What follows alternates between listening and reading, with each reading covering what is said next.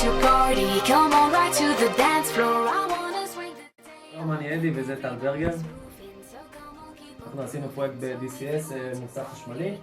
נפעיל אותו, 5. טוב, אז נפתח את השער על ידי קוד 1, 2, 3, 4.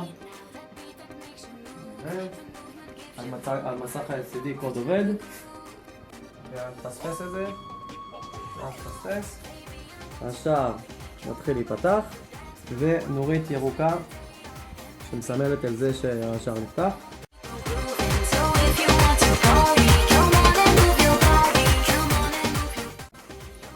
השער עצר, מחכה שמכונית תיכנס. הנורה בינתיים נותן פה טוב. והנורה הירוקה בפנים מודיעה על זה שיש לנהג הרי מספיק מרחק בשביל להיכנס לתוך המוסך. כרגע לא נפעיל את זה.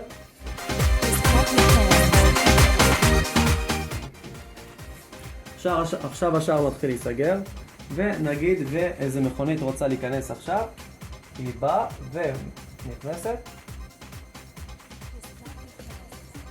והשער נפתח חזרה. כמובן עם כל הנוריות נעבור. עכשיו בוא פנימה.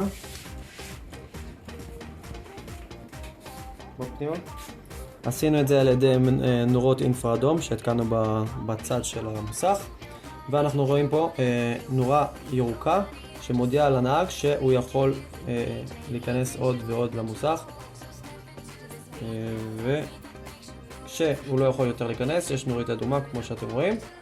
טוב, בוא נצא מהמוסך. טוב, חיכינו שעכשיו שזה ייסגר, עברו כמה שניות, ועכשיו נדגים לכם שריפה. מה קורה כשיש שריפה? השער ייפתח, הנורות האלה יעבבו, וזה יאפשר לכולם, כל מי שלחו בפנים, בעצם להימלט.